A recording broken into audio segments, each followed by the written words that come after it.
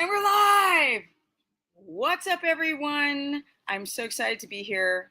I'm in the shop. I'm in the auto shop in Texas, but soon I'll be in Tennessee. But right now, I'm going to remind you guys that I have a new podcast series where I interview real people with real stories. Now, we're starting off with the intermittent fasting series, and then I'm going to go all around the world, literally, with people telling their story. But for now, we're going to talk about skateboarding. Now, I used to be a professional skateboarder. I'm the first African-American pro female skater. Not that that matters, but it really matters.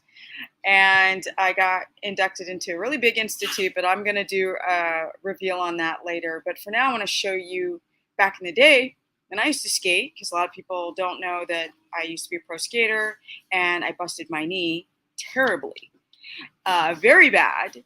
Which is why I kind of faded away in a lot of people's eyes in the skate world, because I had 10 surgeries. I was on crutches for 4 years, and I came back like that. Let me show you guys how I looked when I think I was 20 in this video. I tried to show it before, but the Wi-Fi was just, now that it's acting a little bit better, I want to show you guys how I looked back in the day. And also, I still rip the shite, okay? I'm the only girl in this competition, so let's go through the video and then I'm going to talk about it. Pull this up right now. Fabulous. All right, let's get this video cracking. Where are we? We are here. All right, let's go. Caught up with Stephanie, who's the only female competitor in the whole event. Stephanie, how are you? I'm just fine. You're just fine. Yeah. Why did you take up skateboarding? Because it was something really exciting for me, something different, and I had played team sports all through high school, and they were boring basically. And skateboarding is really exciting. Why do you think you're the only woman skating in any of these European competitions? Because basically the skateboarding scene doesn't push female skaters. It's a pity, but it's the truth. What about street skating? You don't do any street skating? Yeah, I do. But when I enter contests, I prefer to skate on ramp because you have to put a lot of energy to do both, and you can see the guys go for it. Give me an idea of how much practice has to go into getting a good routine on the vert pipe.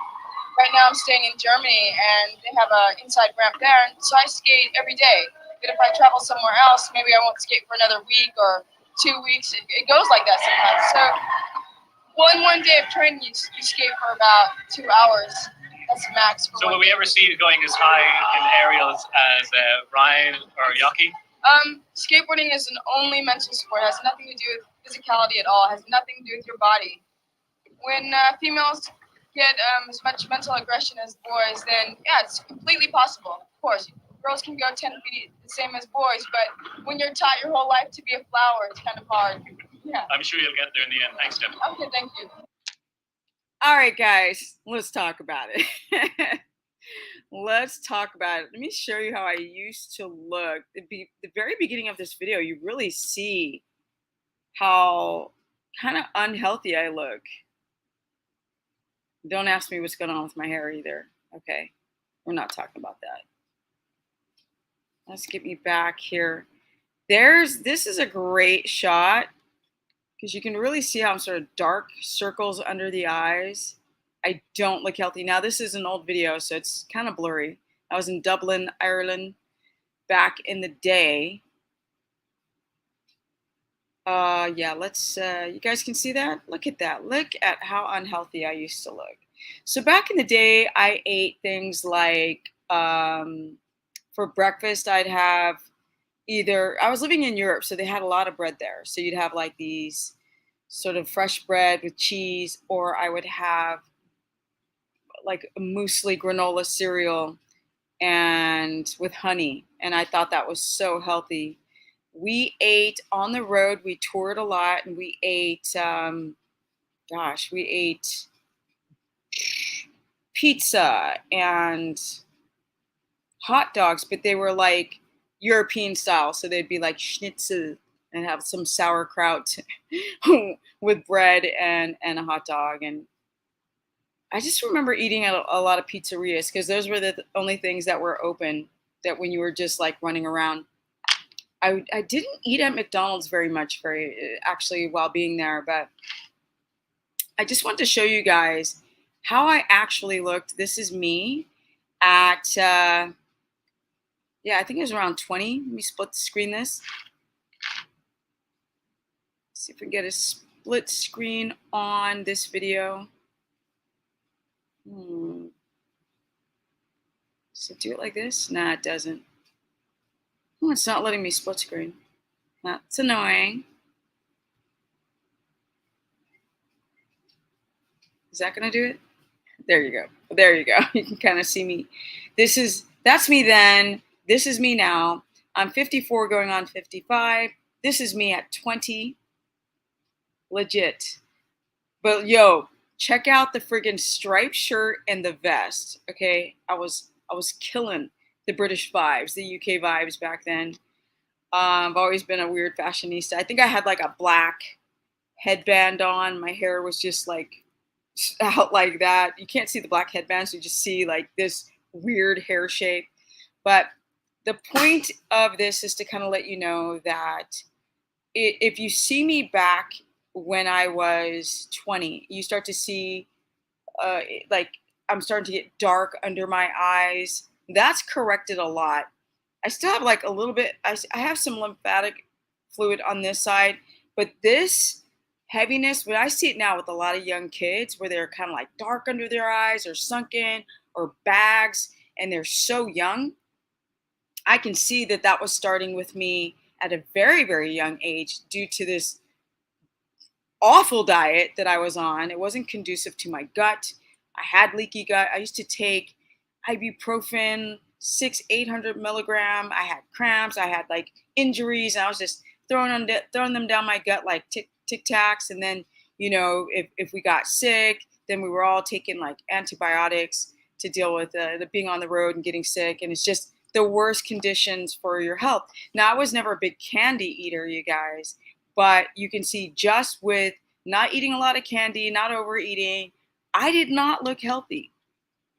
And this is me today. And that's me around 34 years ago. That's me. That video is me 34 years ago. Can you believe that? That's insane. Insane. Yeah. This is just a quick video to remind you guys it's not that hard to be healthy. It's a choice that you have to make. And it's the reason why today, yeah, it's the reason today, let's put me over here, that I'm in the shape that I am at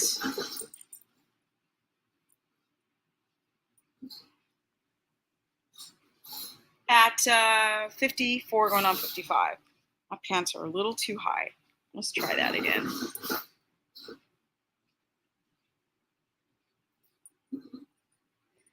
So, put back here on split screen.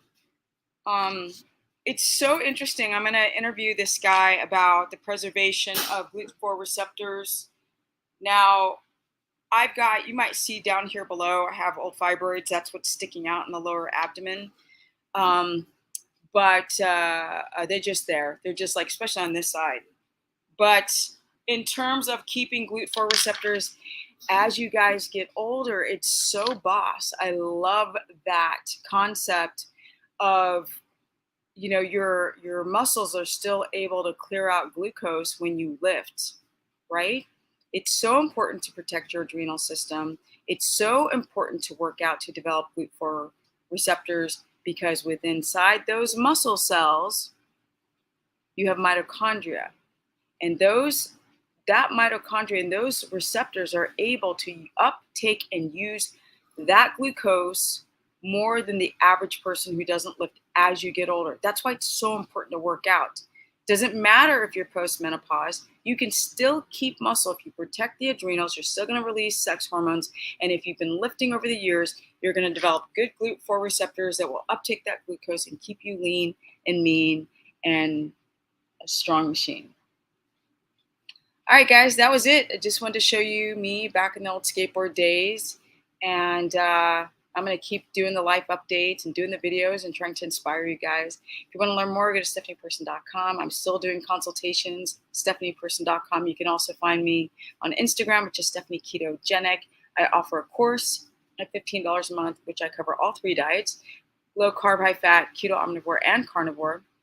I'm also starting to incorporate more workouts on my channel because that's what I do: calisthenics and lift. Yeah, I have a busted knee. I was trying to show in the video, like, that it's hard for me to squat. So I've got to really be careful because I've had 10 surgeries because of skateboarding. I've busted out my front tooth. I've broken both wrists. I've done a lot of damage.